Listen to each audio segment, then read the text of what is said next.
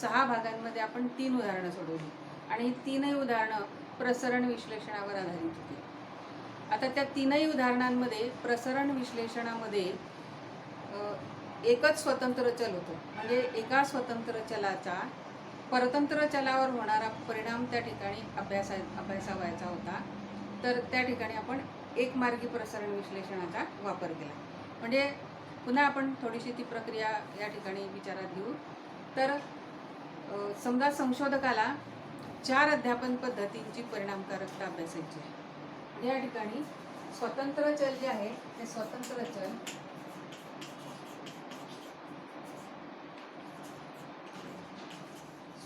चल अध्यापन पद्धती आहे आणि या अध्यापन पद्धतीचे 4 स्तर आहेत.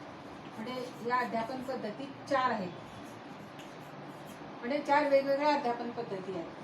तर स्वतंत्र चल एक आहे आणि विद्यार्थ्यांच्या संपादनुकीवर या अध्यापन पद्धतींचा परिणाम कसा होतो किंवा तुलनात्मक परिणाम अभ्यासावायचा असेल तर त्या ठिकाणी आपण एकमार्गी प्रसरणाचा विचार करतो. म्हणजे या ठिकाणी प्रयोग करत असताना संशोधक काय करेल तर 4 गटांची निवड करेल आणि त्या 4 गटातील विद्यार्थ्यांना एकाच विषयातील एकच आशय हा एकाच वेळेला म्हणजे एकाच शिक्षकाकडून मात्र 4 वेगवेगळ्या अध्यापन पद्धतीचा वापर करून अध्यापन केलं जाईल आणि नंतर त्यांना त्या घटकावर आशय चाचणी दिली जाईल आणि त्या आशय चाचणीमध्ये मिळालेले जे गुण आहेत त्या गुणांची तुलना त्या ठिकाणी करायची असते. म्हणजे एकाच वेळेला या 4 अध्यापन पद्धतीचा वापर करून अध्यापन केलेल्या विद्यार्थी गटाच्या संपादनोक मध्यमान गुणांकांची तुलना करायची आहे. तर त्या ठिकाणी संशोधकाला त्याचं विश्लेषण करण्यासाठी किंवा जी माहिती प्राप्त होईल त्याचं विश्लेषण करण्यासाठी एकमार्गी प्रसरण विश्लेषणाचा वापर करावा लागेल. पण समजा संशोधकाने असं ठरवलं की हा जो एक स्वतंत्र चल आहे अध्यापन पद्धती, या अध्यापन पद्धती बरोबरच समजा आणखीन दुसरा स्वतंत्र चल विचारात घेतला जसं की बुद्धिमत्ता. म्हणजे एकाच वेळेला अध्यापन पद्धती आणि बुद्धिमत्ता या 2 स्वतंत्र चलांचा विद्यार्थ्यांच्या संपादनुकीवर काय परिणाम होतो हा त्याने अभ्यासायचं समजा निश्चित केलं तर त्या ठिकाणी मात्र संख्याशास्त्र वेगळ्या पद्धतीने वापरावं लागतं. म्हणजे त्या ठिकाणी त्याचा जर आपण विचार केला तर समजा इथे आपण एक स्वतंत्र चल जे आहे अध्यापन पद्धती, तर आपण समजून घेण्याच्या दृष्टीने अध्यापन 4 स्तर किंवा 4 वेगवेगळ्या अध्यापन पद्धती आणि दुसरा स्वतंत्र चल आहे बुद्धिमत्ता. आता या बुद्धिमत्तेचे स्तर हे विचारात घेतले. समजा 3 स्तर घेतले, I1, I2 आणि I3. हे अध्यापन पद्धतीचे जे स्तर आहेत त्याला आपण म्हणू T1, T2, T3 आणि T4 म्हणजे टीचिंग मेथड. या 4 अध्यापन पद्धती आहेत आणि बुद्धिमत्तेचे 3 स्तर आहेत, I1, I2, I3. म्हणजे उच्च बुद्धिमत्ता, साधारण बुद्धिमत्ता आणि निम्न बुद्धिमत्ता असे 3 स्तर विचारात घेतले. तर त्या संशोधकाला एकूण किती गट निवडावे लागतील तर 4 गुणिले 3 म्हणजे 12 गट निवडावे लागतील.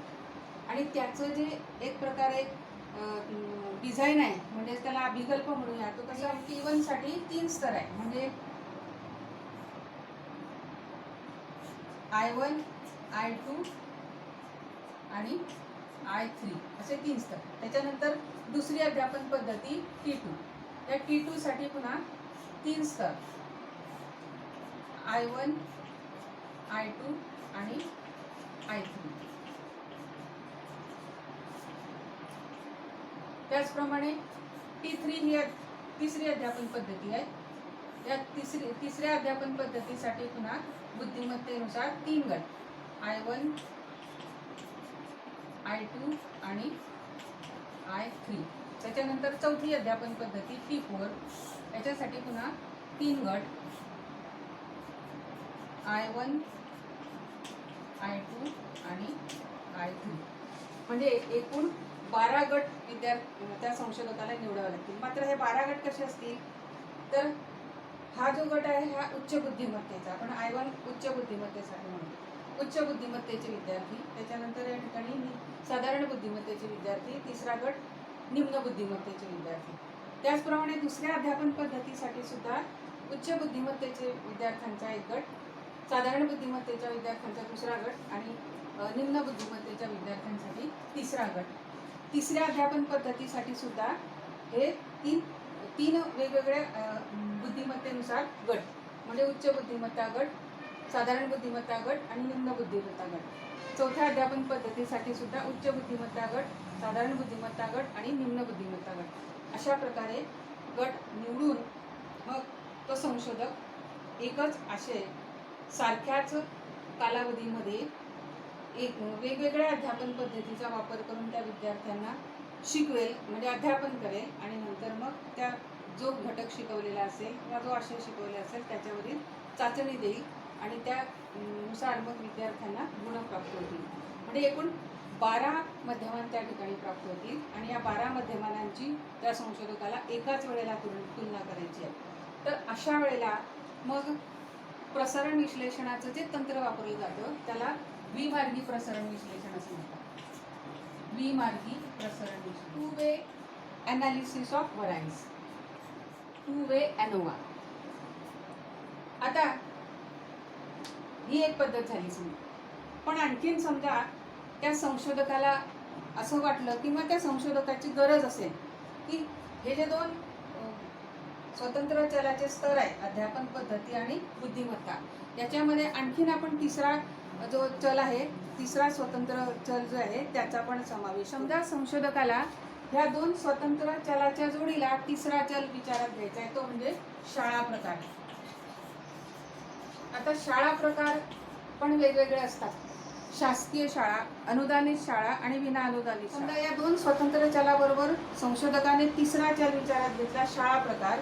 तर शाळा प्रकारानं तिसरा स्वतंत्र चल विचारात घेतल्यानंतर या ठिकाणी समजा शाळेचे 3 प्रकार या ठिकाणी स्वतंत्र चल जर विचारात घेतलं शाळा प्रकार, तर या ठिकाणी संशोधकाला त्रिमार्गी प्रसारण विश्लेषणाचा अवलंब करावा लागेल. तर अशा प्रकारे समजा संशोधकाने जेवढे स्वतंत्र चल विचारात घेतले असतील विश्लेषण प्रक्रिया ही वाढत जाते.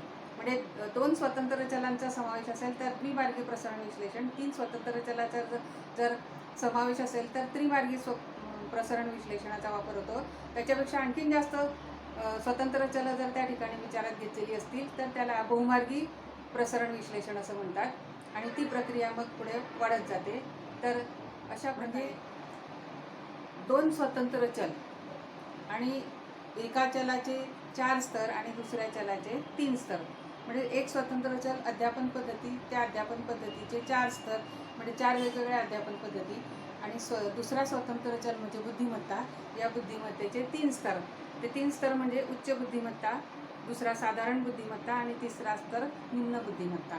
असे 3 स्तर असतील तर एकूण 12 गटांची निवड त्या संशोधकाला करावी लागते आणि 12 गटांची निवड केल्यानंतर तो प्रयोग तो करतो आणि नंतर शेवटी आशय चाचणी देऊन त्या मध्यमानांची तुलना करतो. आता या ठिकाणी प्रसारण जे आहे ते प्रसारण 3 भागांमध्ये विभागलं जातं. आता ते 3 भाग कोणते, तर एकूण प्रसारणाचे 3 भाग होतात. ते म्हणजे बघा, एकूण प्रसारणाचे म्हणजे एकूण प्रसारण हे 3 भागांमध्ये विभागले जातं. पहिला भाग होईल या ठिकाणी की एका स्वतंत्र चलामुळे होणारे प्रसारण, म्हणजे समजा आपण म्हणूया की अध्यापन पद्धतीमुळे होणारे प्रसारण, म्हणजे इथे म्हणून फक्त अध्यापन पद्धतीमुळे होणारे प्रसारण. नंतर प्रसारणाचा दुसरा भाग असतो, दुसरं जे स्वतंत्र चल आहे त्याच्यामुळे होणारे प्रसारण, म्हणजेच या ठिकाणी बुद्धिमत्तेमुळे होणारे प्रसारण, फक्त बुद्धिमत्तेमुळे होणारे प्रसारण. आणि तिसरा भाग असतो की हे जे स्वतंत्र चल आहेत अध्यापन पद्धती आणि बुद्धिमत्ता, तर यांच्यामध्ये आंतरक्रिया होतात, त्या आंतरक्रियेमुळे होणारे प्रसारण, म्हणजे आपण म्हणूया की अध्यापन पद्धती आणि बुद्धिमत्ता यांच्यामध्ये होणाऱ्या आंतरक्रियेमुळे होणारे प्रसारण. म्हणजे द्विमार्गी प्रसारणामध्ये एकूण प्रसारणाचे 3 भाग पडतात. पहिला भाग फक्त अध्यापन पद्धतीमुळे होणारे प्रसारण, म्हणजे एका स्वतंत्र चलामुळे होणारे प्रसारण. दुसरा भाग फक्त बुद्धिमत्तेमुळे होणारे प्रसरण म्हणजे दुसऱ्या स्वतंत्र चलामुळे होणारे प्रसरण, आणि तिसरा भाग म्हणजे अध्यापन पद्धती व बुद्धिमत्ता यातील आंतरक्रियेमुळे होणारे प्रसरण. म्हणजेच दोन जे स्वतंत्र चल आहेत त्या दोन स्वतंत्र चलांमधील आंतरक्रियेमुळे होणारे प्रसरण हा तिसरा भाग असतो. अशा प्रकारे एकूण प्रसरणे 3 भागांमध्ये विभागले जातात. आता हे झालं द्विमार्गी प्रसरण विश्लेषणामध्ये. पण समजा संशोधकाने असं ठरवलं की दोन स्वतंत्र चलाबरोबर मी आणखीन एक स्वतंत्र चलाचा समावेश करतो. म्हणजे एक अध्यापन पद्धती स्वतंत्र चल आहे, दुसरा बुद्धिमत्ता हा दुसरा चल आहे, आणि तिसरा शाळा प्रकार हा तिसरा चल जर विचारात घेतला तर त्या ठिकाणी त्या संशोधकाला शाळांचे प्रकार वेगवेगळे असतात. जसं शासकीय शाळा, अनुदानित शाळा, विनाअनुदानित शाळा. म्हणजे आपण इथे जर विचारात घेतलं तर पहिला स्वतंत्र चल जो आहे तो अध्यापन पद्धती. या अध्यापन पद्धतीचे 4 स्तर घेतले समजा, म्हणजे 4 वेगवेगळ्या अध्यापन पद्धती. त्याच्यानंतर दुसरा स्वतंत्र चल हा बुद्धिमत्ता. या बुद्धिमत्तेचे 3 स्तर घेतले. नंतर तिसरा स्वतंत्र चल त्या ठिकाणी घेतला शाळा प्रकार, आणि शाळा प्रकारांमध्ये 3 प्रकारच्या शाळा त्यांनी घेतल्या: शासकीय, अनुदानित आणि विनाअनुदानित. म्हणजे या ठिकाणी याचे 3 स्तर झाले.